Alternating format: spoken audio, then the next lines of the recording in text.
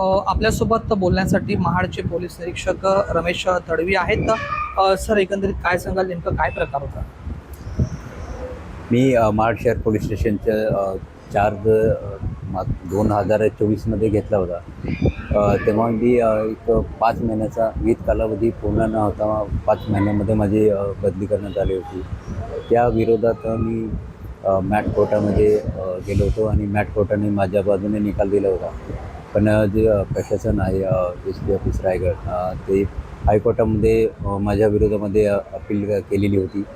हायकोर्टानेही माझ्या बाजूने निकाल दिला आणि पुन्हा माझी पुनर्स्थापना झाली महाड शहर पोलीस स्टेशन प्रभारी म्हणून.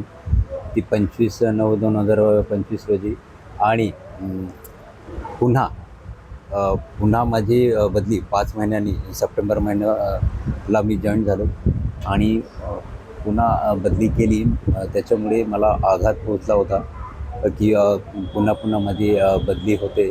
म्हणून मी ते जे पत्र पाठवलं होतं DG सरांच्या नावाने ते त्याच्याने जे समाज पूर्ण माझ्या बाजूने पाठीशी उभा राहिला.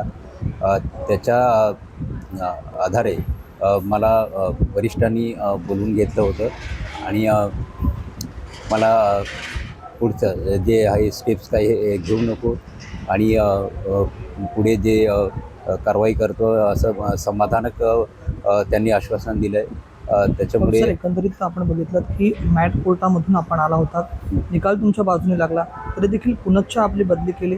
त्यामागची तुमच्या दृष्टिकोनातून तुम्हाला कारण काय वाटतं? कारण का आपण म्हटलं की महाड नगरपालिकेमध्ये जो वाद झाला होता त्यावेळेस आपण मंत्रिपत्र विकास गोखले यांना सहकार्य केलं नाहीत, तो देखील राग मनात धरला आपल्या पत्रामध्ये नमूद आहे. नेमकं मॅटने आपली बदली थांबवल्यानंतर पुन्हा बदली करण्यामागचं आपल्या दृष्टिकोनातून कारण काय वाटतं? नाही, ते हे बाकी हे राजकीय याच्यात हे नाही, पण गुन्हे जे दाखल झालेले होते दोन्ही अजित पवार आणि शिंदे गटामध्ये, त्याच्यामध्ये आम्ही बॅलन्सिंग हे केलेलं आहे. त्याच्यात काही कोणाचा रोष नाही किंवा त्याच्यात इम्बॅलन्स काही केलेलं नाही. आम्ही कायद्याला धरून जी कारवाई केलेली आहे. आपण जर बघितलं तर हे रमेश तडवी होते, ज्यांनी वरिष्ठांकडनं त्रास होण्याचं पत्र जे आहे ते पोलीस महासंचालक यांना जे आहे ते दिलेलं आहे. आता त्यावरती वरिष्ठ पातळीवरती पोलीस महासंचालकांच्या मार्फत जी कारवाई आहे ती सुरू आहे. राज वैशंपायन, TV9 मराठी, रायगड.